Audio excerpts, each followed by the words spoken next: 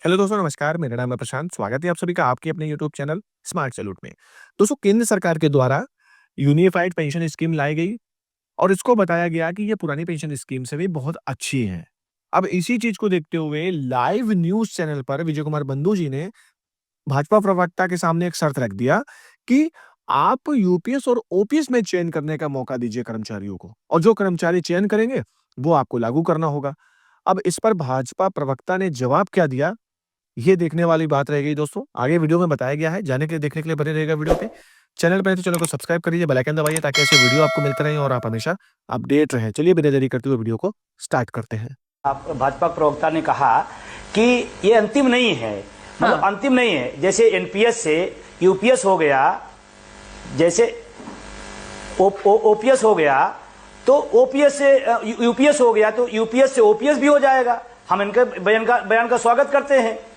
और यही काम कल वित्त मंत्री जी ने कहा कि एनपीएस वाले को भी ओपीएस में विकल्प रखा गया है। ऐसा माननीय मंत्री जी का कल का बयान है मीडिया में कि एनपीएस वाला यूपीएस में आ सकता है, विकल्प ले सकता है। मैं कहता हूं आप एक विकल्प आप दे दीजिए कि ओपीएस कौन लेना चाहता है, आप दे दीजिए विकल्प एक। अगर आपको लगता है कि शानदार योजना है, बेहतर योजना है, तो विकल्प दे दीजिए ओपीएस का। नहीं तो देश का ओपीएस लागू होता है तो फिर तो सरकार पे आर्थिक बोझ बढ़ जाता है ना। हमें क्या तो अभी कहा जा रहा है कि यूपीएस ओपीएस जैसा है, यूपीएस ओपीएस जैसा है, क्योंकि उसमें बता दिया कि बेसिक सैलरी का 50% है। जबकि अभी इसमें भी झोला है, बेसिक सैलरी का 50% नहीं कर रहे हैं, कह रहे हैं कि ये साल भर का जो आपका वेतन होगा उसकी बेसिक सैलरी का औसत निकाला जाएगा, औसत पर 50%। और अगर 50% ही बेसिक को आपको देना है तो ओपीएस में भी तो बेसिक का 50% था, फिर ओपीएस से इतनी दिक्कत क्यों, उससे नफरत इतनी क्यों?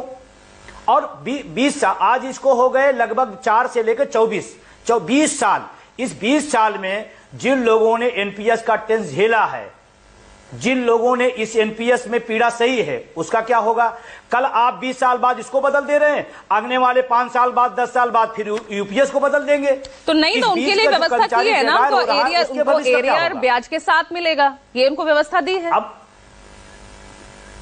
और इसमें बदला क्या नहीं?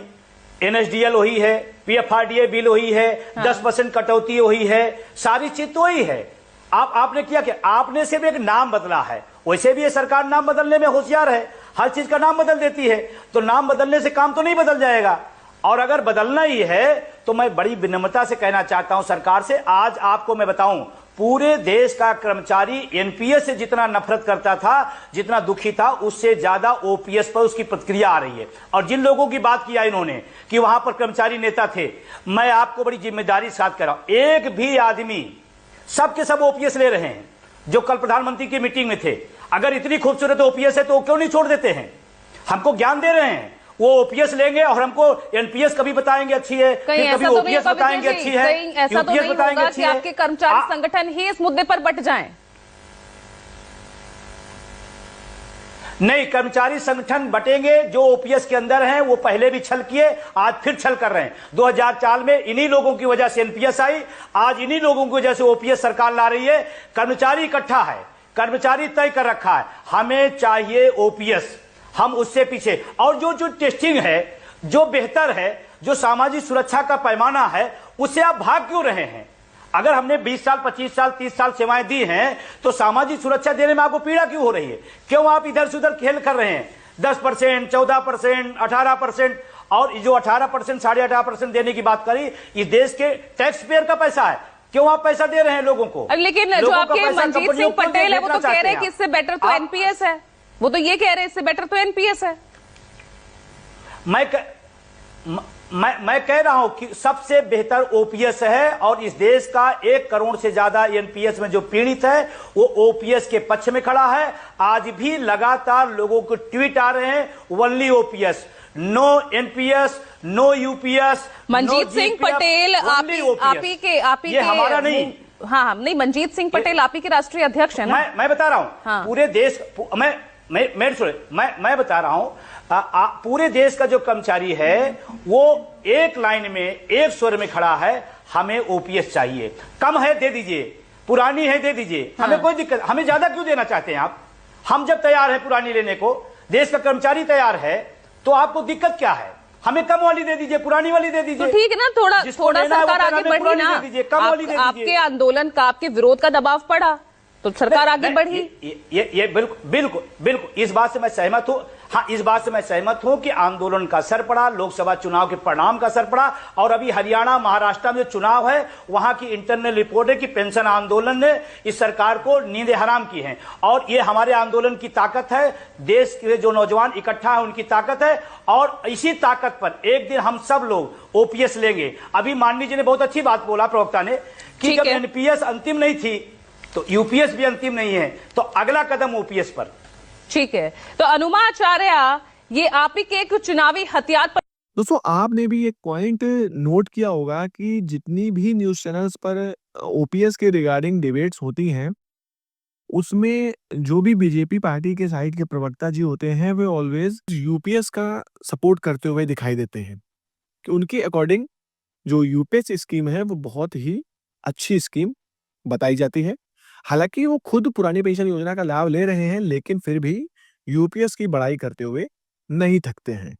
अगर इसके अपोजिट हम बात करें तो विपक्षी नेता जो है वो फिलहाल यूपीएस के अगेंस्ट है और ओपीएस के समर्थन में है। हालांकि ऐसा कुछ कहा नहीं जा सकता है, कल को उनकी सरकार आ जाए तो हो सकता है वो भी, जैसा कि अभी बीजेपी यूपीएस का सपोर्ट कर रही है, वो भी करने लगे, लेकिन अभी ऐसा कुछ कहा नहीं जा सकता है।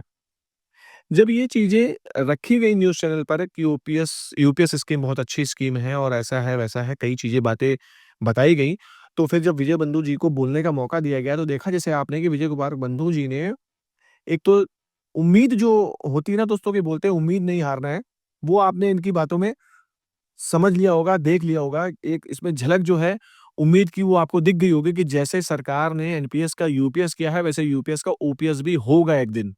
मतलब आदमी को संघर्ष करते रहना है, कर्म करते रहना है, जीत एक ना एक दिन ज़रूर होगी। ये यहाँ पर सीखने वाली बात है दोस्तों, आपके लिए भी और हमारे लिए भी। दूसरा सेकंड पॉइंट देखिए, उन्होंने ये भी रख दिया बीजेपी के प्रवक्ता जी के सामने कि अगर सरकार को लगता है कि यूपीएस स्कीम ओपीएस से भी अच्छी है, तो भाई फिर एक बार ऑप्शन दे दिया जाए कर्मचारियों को कि क्या चुनेंगे। जैसा कि अभी ऑप्शन दिया जा रहा है एनपीएस और यूपीएस का, एक बार ओपीएस और यूपीएस चुनने का ऑप्शन दे दिया जाए अगर सरकार को लगता है। और भाई अगर यूपीएस स्कीम इतनी अच्छी है तो फिर सारे लोगों पर क्यों नहीं लागू हो जाती है? आधों को यूपीएस, आधों को ओपीएस।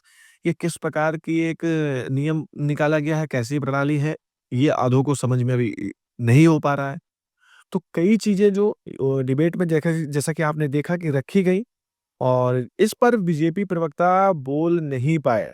जब ये बात बोली गई कि यूपीएस और ओपीएस में आप चयन करने का मौका दीजिए, तो बीजेपी प्रवक्ता के पास कोई जवाब नहीं था, क्योंकि वो खुद जानते हैं कि दोनों में कौन-सी अच्छी स्कीम है।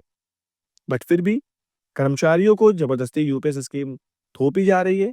अब होना क्या है आगे दोस्तों, ये तो समय बताएगा। फिलहाल खबर यही थी। मेरे द्वारा दी गई जानकारी अगर आपको पसंद आई तो प्लीज़ वीडियो को लाइक, शेयर, कमेंट ज़रूर करिए। मिलते हैं अगली वीडियो में, तब तक के लिए जय हिंद, जय भारत।